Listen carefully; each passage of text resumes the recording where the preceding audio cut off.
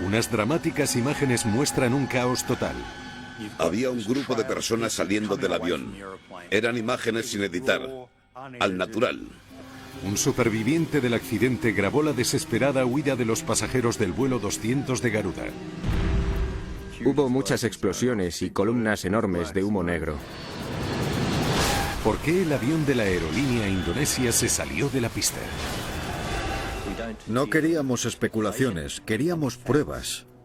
Hubo mucha presión para dar respuestas. Los investigadores deben aceptar una sorprendente explicación del accidente. Es muy difícil de entender. Volvamos, comandante, volvamos. Nunca había oído algo así.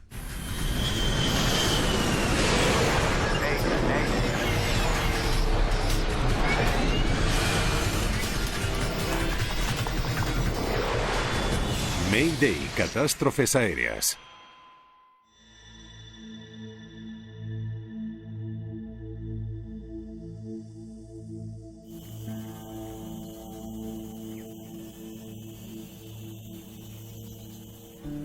Empeño mortal. Primera hora de la mañana en la isla indonesia de Java. Aquí Garuda 200. ¿Permiso para aterrizar? Garuda 200, despejado para descenso en pista 09. Viento superficial tranquilo, visibilidad 8 kilómetros. Un Boeing 737 sobrevuela el aeropuerto. Recibido, pista 09. Viento tranquilo. Visibilidad 8 kilómetros. 8.200 metros. 8.200. Los pilotos del vuelo 200 de Garuda se preparan para aterrizar. Repasemos la lista de comprobación de aterrizaje. Luces de aterrizaje encendidas. Frecuencias de aproximación comprobadas. Indonesia está formada por 18.300 islas, por lo que los vuelos aéreos son muy importantes. Garuda es una aerolínea esencial en la infraestructura aérea. Señal para abrocharse el cinturón encendida.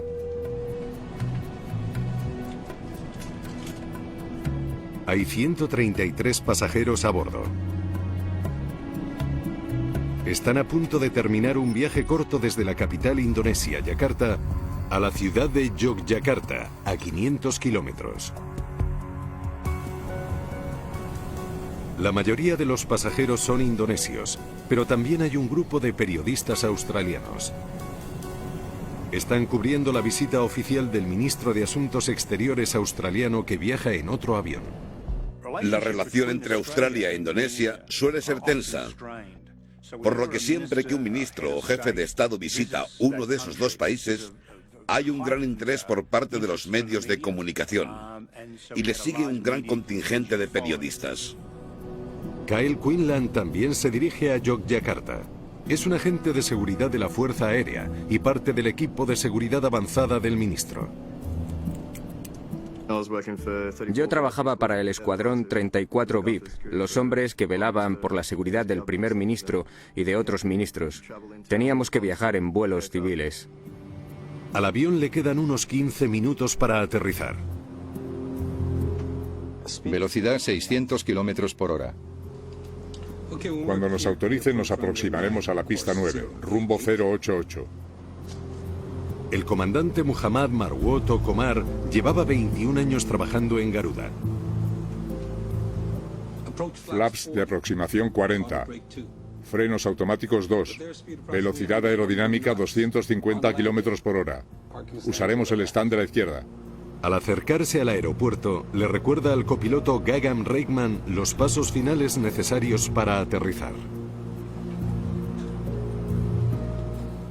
Entendido. Instrucciones de aproximación completadas. Era un día normal para los pilotos. El comandante tenía mucha experiencia, el copiloto un poco menos, pero era un día absolutamente normal y un vuelo corto, fácil.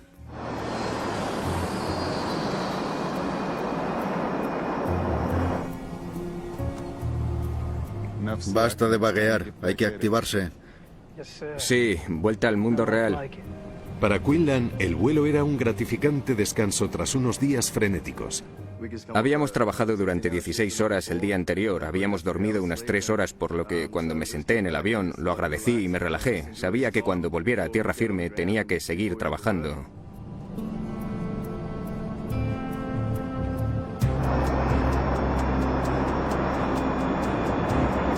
El avión está a menos de 25 kilómetros del aeropuerto. ¡Cuánto viento!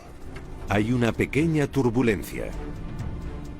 El mayor reto al que se enfrenta un piloto en latitudes cercanas al Ecuador es que allí hay un mayor intercambio de calor y de vez en cuando hay vientos muy fuertes de los que tienes que estar pendiente como piloto. Garuda 200, despejado para aproximarse a la pista 09. Avisen cuando vean la pista. Recibido. La turbulencia no afecta al experimentado piloto. Flaps 1. Sigue aproximándose a la pista. Flaps 1.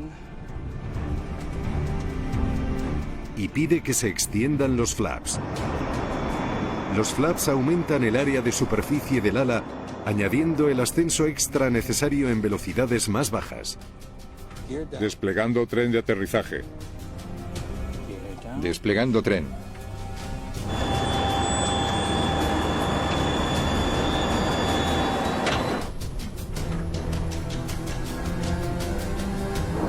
Ya están a menos de 900 metros por encima de la pista.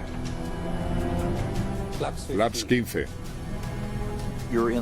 En ese momento en el que intentas reducir la velocidad de un avión tan grande y tienes que configurar los flaps y el tren de aterrizaje, eres un poco vulnerable. Al descender el avión, Quinlan empieza a sentirse incómodo. Su experiencia en el aire le avisa de que algo no va bien. Cuando viajas tanto en avión eres más consciente de lo que te rodea. Cuando empezamos a descender, pensé que no debíamos estar a tanta altura para la velocidad que llevábamos. Pasa algo.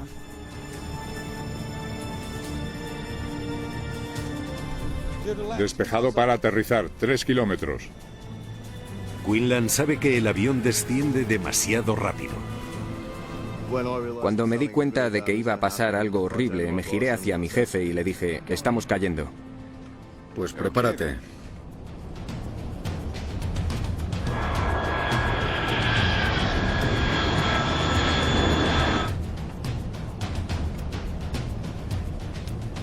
¿Qué podíamos hacer? Estábamos atrapados en el avión. Lo único que podíamos hacer era apretarnos el cinturón, esperar y confiar en que fuéramos a sobrevivir. Elévense. Tierra. Volvamos, comandante. Volvamos. Tierra. Tierra. Elévense.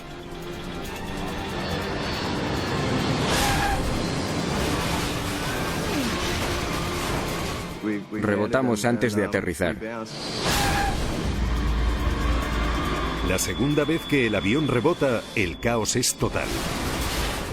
Recuerdo que solo pensé, hay que esperar, espera.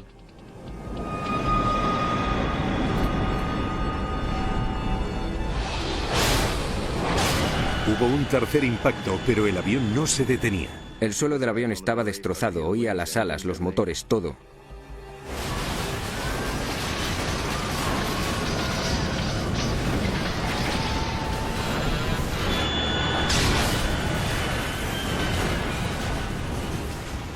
El impacto más fuerte que he sentido en mi vida fue cuando nos chocamos contra ese muro.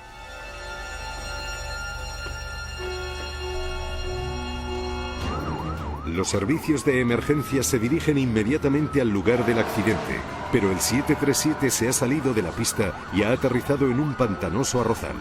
Acercar los vehículos hasta allí no será fácil. Un accidente en medio del aeropuerto en una zona de fácil acceso es una cosa, pero como en este caso, cuando se produce fuera del aeropuerto y el acceso es tan limitado, la dificultad crece exponencialmente.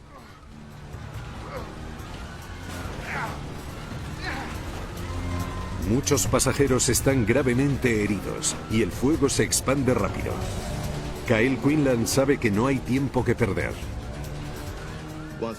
Cuando me levanté fui consciente de que yo podía moverme, pero que había mucha gente que no podía hacerlo. Tenía que hacer algo para ayudarles.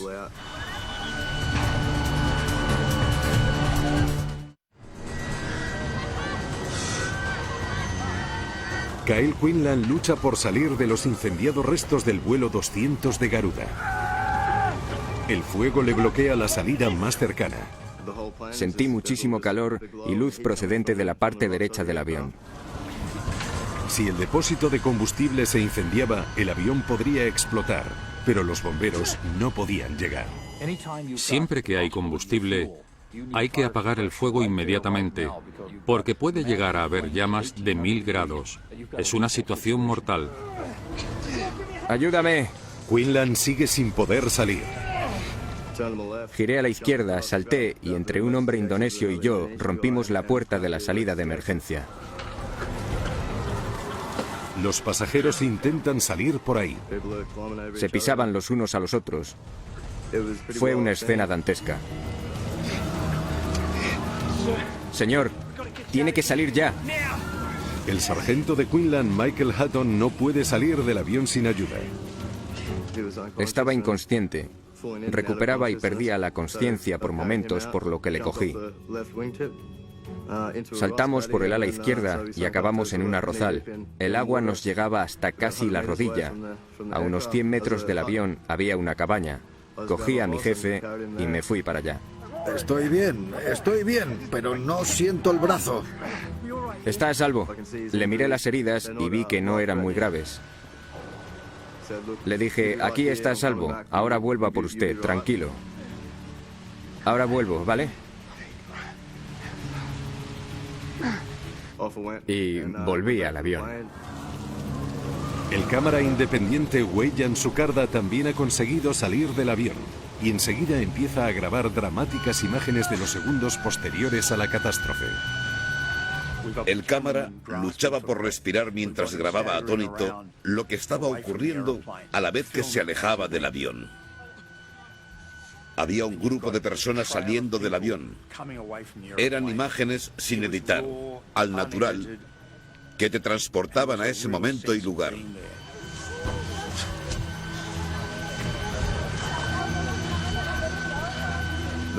La intensidad del fuego era inmensa. Hubo muchas explosiones y columnas enormes de humo negro. Era increíble cómo ardía el avión. Nunca había visto algo así. Dentro del avión, Quinlan ayuda a más pasajeros a escapar del infierno en el que se ha convertido el aparato. Mucha gente no podía hacer nada. Yo sí. Yo sí estaba en condiciones de ayudar e hice todo lo que pude para ayudarles. Reinaba el caos. Por un lado, había muchos policías, pero no sabían qué hacer.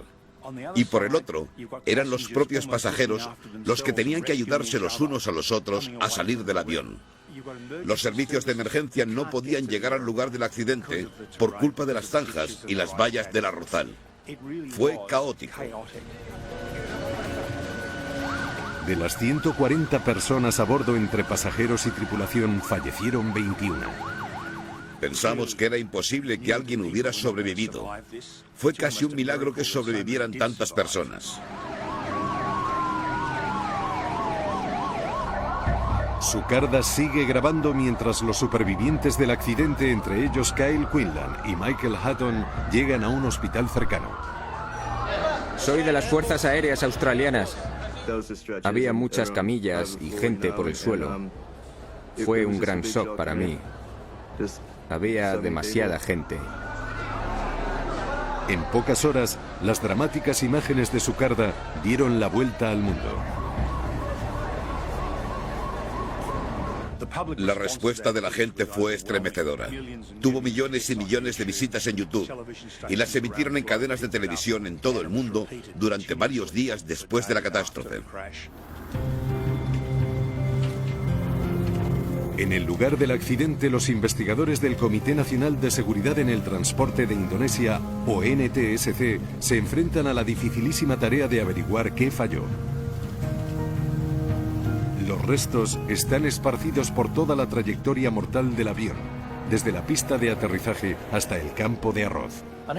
Un avión es básicamente una cáscara de huevo de aluminio.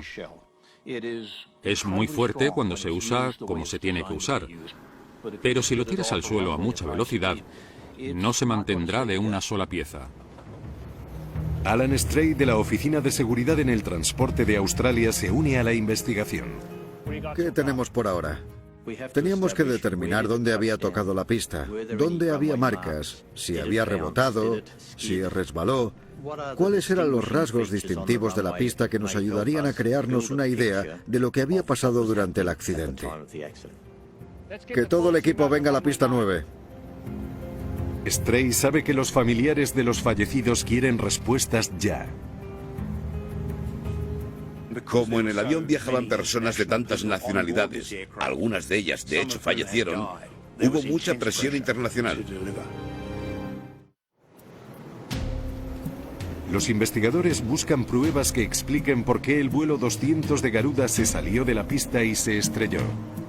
El impacto fue muy fuerte. Encuentran dispositivos y piezas rotas del tren de aterrizaje en la pista, una muestra clara de que el avión se estrelló con una fuerza inusual. Que la rueda frontal se partiera indicaba que la fuerza del impacto había sido enorme. También quedó claro que el avión golpeó la pista más de una vez. Aquí hay más marcas. El objetivo de caminar por el lugar del accidente es determinar la secuencia de los acontecimientos. Aquí se produjo el primer impacto, pero hay que tener mucho cuidado para no alterar cualquier posible prueba. 1, 2, 3, y luego se salió de la pista. Todos estábamos muy intrigados. Queríamos saber por qué había rebotado el avión. Un momento. La ubicación de las marcas del primer impacto da a los investigadores una pista crucial. ¿A cuánto están del final de la pista? 860 metros. Es más de un tercio de la pista. No tocó tierra hasta que había avanzado mucho sobre la pista. La distancia entre las marcas del primer impacto y el final de la pista nos dio mucho que pensar a los investigadores. Veamos, avanzó mucho, impactó con fuerza y resbaló. Recopilad toda la información del tiempo que podáis. Enseguida pensamos que podía tratarse de un problema meteorológico, una corriente descendente, un fuerte viento de cola. Stray cree que una cizalladura podría explicarlo. Así y así. Las cizalladuras pueden provocar violentas corrientes de aire ascendentes y descendentes imposibles de atravesar. Cerca del suelo pueden ser mortales. Sobre todo en esta era de tantos cambios climáticos, hay cada vez más vientos fuertes, más corrientes delanteras y ráfagas de aire descendente, incluso microrráfagas. Los investigadores preguntan a los controladores por el tiempo que hacía cuando los pilotos descendían hacia el aeropuerto. Mirad, no había vientos superficiales. Los datos meteorológicos muestran que sí había vientos fuertes a mucha altitud. Pero el viento sobre la pista estaba tranquilo. No hay indicios de ninguna corriente de aire que pudiera estrellar el avión. Ese viento se disipó enseguida y los pilotos tuvieron mucho tiempo para estabilizar el avión a 30 metros de altura. La policía indonesia abre una investigación penal sobre el accidente. Y llaman al comandante para interrogarle. Pero esta decisión tendrá consecuencias desafortunadas para los investigadores. No tengo nada más que decir. Lo siento. En los casos en los que la investigación acaba yendo por vía penal, sobre todo si es así desde el principio y hay policías y abogados de por medio, Lo hicimos todo como debíamos. eso puede intimidar a los implicados y hacer que no cooperen eficazmente con los investigadores. Con los pilotos como sospechosos penales y reacios a hablar, los investigadores deben buscar otras pistas. Ahora la prioridad es descargar los datos de las cajas negras del avión. Los investigadores las encuentran enseguida y las mandan para que las analicen. Vale, Llevároslas al laboratorio. Las cajas negras son importantísimas. Es vital conseguir de ellas la máxima información, y lo antes posible, porque eso podría dirigir el rumbo de la investigación. Sin los datos, se acabó. Mientras tanto, los investigadores centran su atención en el lugar del accidente. Cada detalle podría ser una pista. Lo que quiero saber es por qué no pararon al final de la pista. La investigación se centró al principio en el primer punto de contacto con la pista y la distancia que quedaba de la misma.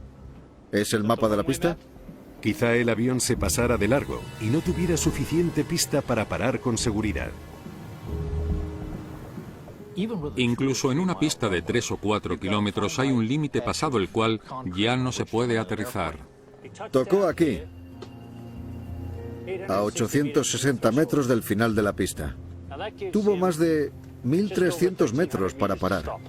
Las pistas de Yogyakarta son más cortas que las de muchos otros aeropuertos internacionales, pero aunque los pilotos tocaran tarde el suelo, Stray calcula que tenían espacio suficiente para detener el avión. Tenía pista de sobra.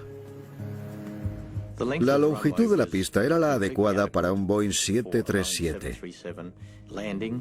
Los investigadores deben ahondar aún más. Tenemos que saber por qué no disminuyó la velocidad cuando estaba en tierra. Hay que mirarlo todo detenidamente. Comenzaron un meticuloso análisis de los principales sistemas mecánicos del 737, sobre todo de los diseñados para que el avión reduzca su velocidad y se detenga al aterrizar. Frenos, deflectores e inversores de empuje. ¿Hubo un fallo mecánico? Teniendo en cuenta el rendimiento del avión, ¿era físicamente posible que se detuviera? El detallado análisis de los sistemas mecánicos del avión aportó un posible hallazgo. Creo que tenemos algo.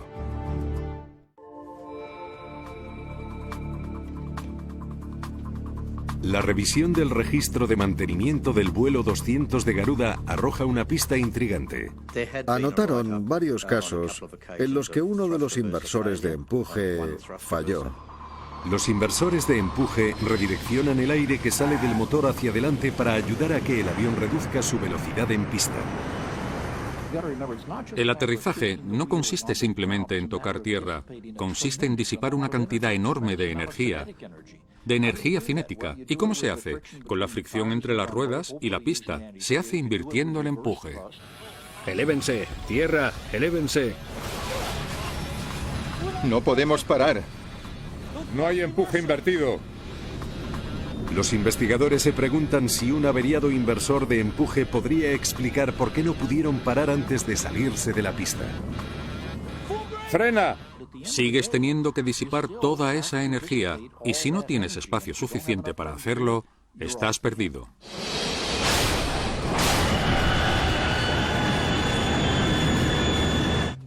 Pero es otro callejón sin salida. Según el registro de mantenimiento, se arregló el inversor defectuoso antes de que el vuelo 200 despegara. Parece que lo arreglaron. Lo habían arreglado antes de que el avión hiciera ese viaje con origen en Yakarta, por lo que no había pruebas escritas de ningún fallo.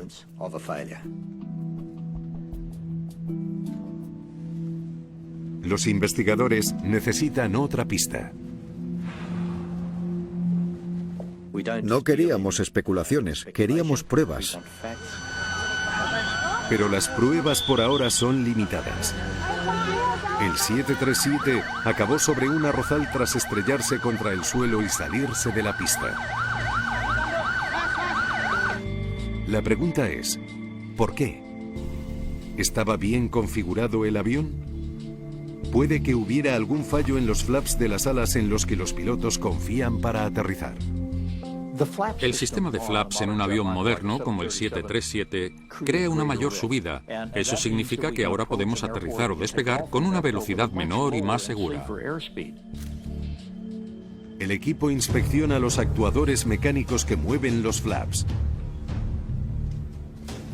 Teníamos que comprobar la configuración de los flaps. ¿Qué configuración podíamos deducir tras el siniestro? Medimos la extensión de los actuadores para establecer cuál era la configuración de los flaps. Lo que descubrieron fue asombroso. No estaban desplegados. Estos actuadores mecánicos mostraban una configuración de solo 5 grados, algo insuficiente para aterrizar. No podíamos creer que hubiera aterrizado con una configuración de solo 5 grados. Para proporcionar la elevación necesaria al aterrizar, los flaps de un 737 se suelen desplegar poco a poco de los 0 a los 40 grados según el avión va frenando y descendiendo hacia la pista. El sistema de flaps en los aviones modernos es importantísimo. Los investigadores no saben por qué los flaps acabaron en solo 5 grados. El mecanismo se dañó con el accidente y podría haberse movido tras el impacto. Para estar seguros de cómo estaban configurados los flaps, necesitan los datos de los registradores de vuelo. Necesitamos los datos de las cajas negras. Algunos de esos datos no se podrán descargar. Los técnicos australianos no han podido rescatar los datos de la grabadora de voz de cabina. Es un revés enorme. Sin acceso a la grabadora de voz de cabina, es muy difícil comprender qué les pasó a los pilotos. Desesperados por escuchar su contenido, se la mandan a su fabricante estadounidense con la esperanza de que sus expertos puedan recuperar la grabación. Llevamos la grabadora a la fábrica en la que la habían producido para que ellos descargaran los datos. Pero hay más suerte con la segunda caja negra, el registrador de datos de vuelo. Han logrado descargar toda su información. Obtuvimos información de la configuración de los flaps, la velocidad de la aproximación, el despliegue de los inversores de empuje y de la dinámica de la aproximación y del propio aterrizaje. Los datos revelan que el 737 descendía demasiado deprisa. Elévense, tierra. El vuelo 200 impactó contra el suelo a 400 kilómetros por hora, a 160 kilómetros por hora más de lo habitual. No podemos parar. Iban a muchísima velocidad para estar aproximándose a un aeropuerto para aterrizar. La velocidad del avión en el impacto era tan alta que rebotó 2 veces antes de acabar en el arrozal. La velocidad del avión, en los momentos finales y en los impactos, fue tan desmesurada que era imposible frenar. ¿Por qué los pilotos aterrizaron a una velocidad tan desorbitada? Ponme los datos de los flaps, por favor. Eso es. Los flaps estaban desplegados a 5 grados. Nunca a más de 5 grados. Los datos de vuelo confirman lo que sugerían los actuadores mecánicos. Los flaps del vuelo 200 estaban en una situación extraña, una que jamás se usa al aterrizar. No es un procedimiento operativo aterrizar con los flaps a 5 grados, a menos que estén atascados y no se puedan desplegar. Los investigadores cuentan con una alarmante posibilidad. El avión se estrelló porque los pilotos aterrizaron sin llevar a cabo uno de los pasos más importantes en cualquier aterrizaje. Escuchar que un 737 que ha tenido un accidente porque había avanzado demasiado sobre la pista y tenía los flaps configurados a 5 grados es muy inquietante. ¿Por qué los pilotos no configuraron los flaps correctamente? Mientras tanto, los medios de comunicación erosionan la confianza en la aerolínea Garuda Indonesia. El accidente afectó negativamente a la reputación de Garuda, pero ya habían tenido más problemas anteriormente. En 2002, el vuelo 421 de Garuda tuvo que amerizar en un pequeño río después de que ardieran sus 2 motores. Y en 1997, su vuelo 152 se estrelló contra un barranco. Fallecieron las 234 personas a bordo. El historial de Garuda en ese momento contaba con una serie de accidentes e incidentes en los que mucha gente había perdido la vida. Tras este último desastre, Garuda tiene prohibido aterrizar en cualquier aeropuerto de la Unión Europea.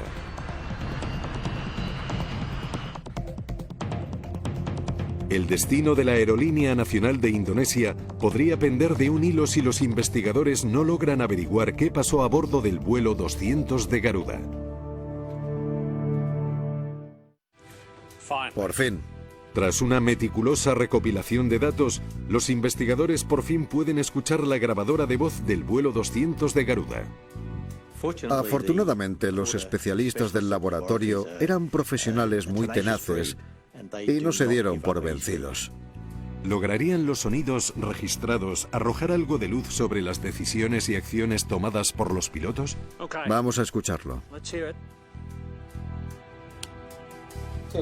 Cuando nos autoricen, nos aproximaremos a la pista 9. Los investigadores escuchan los planes de los pilotos para aterrizar. Lo que escuchas es la atmósfera, el tono, el ambiente que hay en la cabina de mando. Flaps de aproximación 40, frenos automáticos 2, velocidad aerodinámica 250 km por hora. Usaremos el stand de la izquierda. Sabían que necesitaban 40 grados para aterrizar, pero estaban a 5. ¿Qué pasaba? Instrucciones de aproximación completadas. Al principio, los pilotos no parecen preocupados. El capitán no parece estresado. Después, una primera pista muestra que algo iba mal. No vamos a tocar la pista. El avión está demasiado elevado a tan poca distancia del aeropuerto. Es mejor descender un poco más deprisa.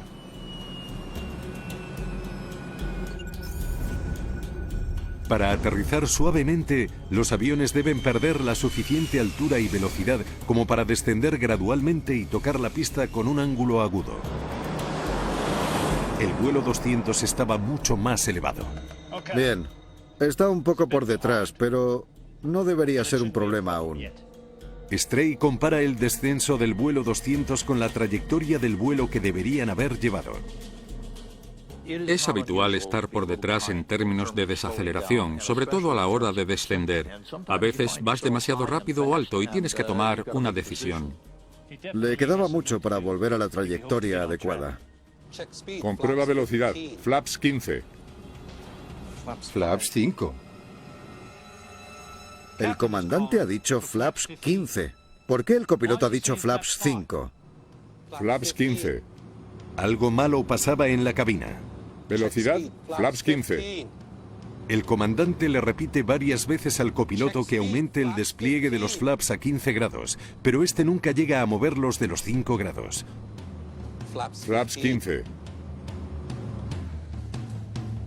Es como si no estuvieran en la misma cabina. El aterrizaje requiere de una coordinación excepcional, pero al aumentar la velocidad hacia la pista, el comandante y el copiloto parece que se ignoran mutuamente. Hay muchas pruebas de que los pilotos no estaban pensando con claridad, no se estaban comunicando.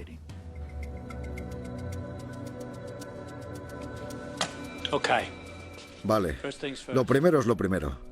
¿Por qué el copiloto ignoró al comandante y dejó los flaps a 5 grados? Es muy desconcertante. Los pilotos pueden cometer errores, pero por eso siempre vuelan de dos en dos, para que uno corrija al otro. Elévense. Los investigadores creen que al ir a una velocidad tan elevada, el copiloto decidió no aumentar el despliegue de los flaps. Demasiado rápido para ponerlos a 15 grados. Los flaps se pueden dañar si la resistencia aerodinámica es excesiva. Cuando el piloto pidió desplegarlos a 15 grados, la velocidad era de 450 km por hora, demasiada para extenderlos más. Flaps 15. El avión se mueve tan deprisa que la resistencia al viento podría arrancar los flaps de las alas si estuvieran extendidos a más de 5 grados. Entiendo perfectamente por qué el copiloto no accedió a poner los flaps a 15 grados. Iban demasiado deprisa para extenderlos a más de 5. El copiloto lo hizo correctamente. Vale, iban demasiado rápido para extender los flaps. Pero ¿por qué no dijo nada el copiloto? ¿Por qué no le pidió al comandante que frenara? Uno de los problemas es que el copiloto no dijo por qué no había hecho caso y no había configurado los flaps a 15 grados. No se lo comunicó al comandante. Cuando examinas un caso así a posteriori, independientemente de la aerolínea o de la cultura de la tripulación, es evidente que el copiloto tenía que haber dicho: comandante, hay un problema. Pero la impresión que daba es que el copiloto no sentía que pudiera expresar su opinión. Elévense. Y lo que es más extraño, ¿por qué no reaccionó el piloto ante las alarmas de la cabina que sonaron momentos antes del primer impacto? Volvamos, volvamos. Elévense. Lista de comprobación de aterrizaje completada. Elévense. Elévense. Es difícil ignorarlas. Suenan bastante. La alarma de proximidad al suelo es una señal clara que indica que se está volando peligrosamente bajo. Había 15 alarmas y avisos de proximidad al suelo durante los momentos finales del aterrizaje. Un piloto debería actuar inmediatamente, nada más oírlo. Elévense. En vez de abortar el aterrizaje, el piloto hace algo que deja perplejos a los investigadores. Volvamos, comandante, volvamos. Lista de aterrizaje completada. Le pregunta al copiloto si han completado la lista de comprobación de aterrizaje. ¿Lista de comprobación de aterrizaje? Nunca había oído algo así. Cuando el copiloto le pidió al comandante dar la vuelta, este le preguntó si habían completado la lista de comprobación de aterrizaje. Había algo que no entendíamos. Estaba horrorizado. Era la peor gestión de recursos por parte de la tripulación que había visto jamás. Un piloto que ignora 15 alarmas, un piloto que ignora las súplicas de su copiloto para dar la vuelta y que aterriza a 150 kilómetros por hora más rápido de lo habitual. Era una atrocidad. Para los investigadores, las dudas seguían sin resolverse. ¿Por qué los pilotos siguieron adelante con un aterrizaje que estaba claramente destinado a ser una catástrofe? Sus historiales revelaron que ambos pilotos de Garuda poseían todas las licencias y certificados pertinentes. El comandante, además, tenía muchos años de experiencia. Pero la excesiva velocidad de aterrizaje y la falta de comunicación en la cabina llevan a los investigadores a cuestionar la calidad de la formación de los pilotos. Investigamos mucho más en profundidad qué tipo de formación habían recibido. Escasa conciencia situacional y coordinación. Poca comunicación. Aproximaciones inestables. Tras revisar los historiales de formación de toda la aerolínea, descubren un detalle inquietante. No son los primeros pilotos de Garuda en tener problemas al realizar un aterrizaje rutinario. En 2001 se llevó a cabo un análisis en el que se observaron varios incidentes de aproximaciones inestables y demasiado rápidas. Este hallazgo arroja algo de luz sobre lo que pasó en Yogyakarta. Puede que los investigadores estén a punto de descubrir la causa del desastre del vuelo 200 de Garuda. Pon esa última parte otra vez. Los investigadores creen que los informes sobre la escasa formación de los pilotos ayudarán a explicar el mortal aterrizaje en Yogyakarta. Elévense. Tierra. Una buena formación es esencial para los pilotos, sobre todo cuando se enfrentan a una crisis. Es una de las pocas cosas que pueden ayudarles a evitar un extraño fenómeno psicológico llamado fijación.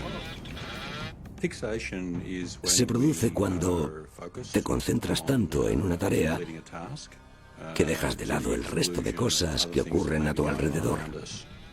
Cuando una persona ignora de una forma tan evidente tantas señales, los sistemas, las alarmas, la velocidad, es que sufre de fijación. Elévense. No veía nada más. La teoría de los investigadores es que el piloto estaba tan centrado en descender a una altura adecuada que no se dio cuenta de la velocidad. Y cuando sonaron las alarmas, tampoco se dio cuenta de que corrían un grave peligro. Es difícil imaginarse que alguien pueda llegar a ese punto, pero los pilotos tenemos muchos defectos, y entre ellos está que podemos llegar a concentrarnos tanto en la pista que dejamos de lado el resto, los avisos, las alarmas, todo.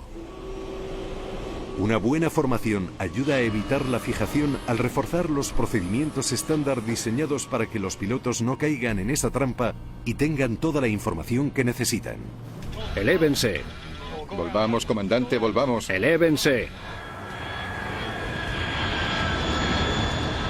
Volvamos. Elévense. ¿Lista de aterrizaje completada? Una mejor formación también habría ayudado a que el copiloto se atreviera a corregir el error del comandante. Sin ninguna duda, si el piloto no responde y no da la vuelta, que es lo que tendría que haber hecho inmediatamente al oír las señales de alarma, el copiloto tendría que haberse hecho cargo del avión y haberlo hecho él.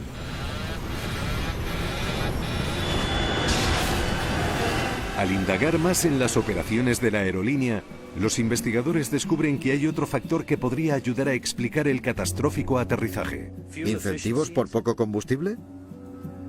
Garuda había aprobado hacía poco una política que recompensaba a los pilotos que ahorraran combustible.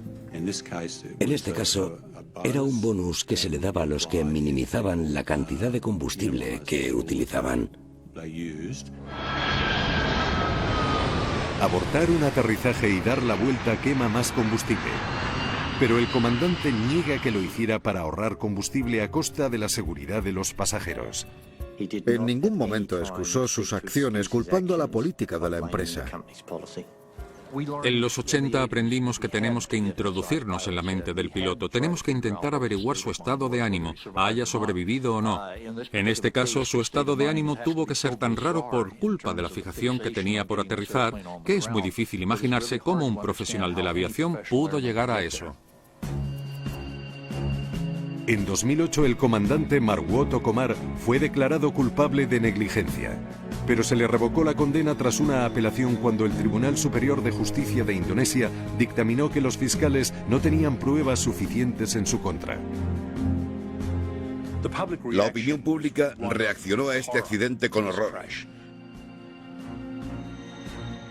Sobre todo, según fueron haciéndose públicos los detalles de la actuación del piloto y el hecho de que ignorara las 15 alarmas y las numerosas súplicas del copiloto para dar la vuelta. Además, iba a 150 kilómetros más de los que debería al aterrizar. Todos estos elementos hicieron que fuera una operación un tanto extraña. En su informe final, los investigadores instaron a la aerolínea a eliminar la política de incentivos por combustible. No es una buena idea introducir algo que puede comprometer la seguridad solo para ahorrar gastos. El informe también pedía que se mejorara la formación de los pilotos. No podemos cambiar su comportamiento una vez que ya ha pasado, pero lo que sí podemos hacer es intentar cambiar esas condiciones que influyeron en su comportamiento para intentar impedir que pase de nuevo.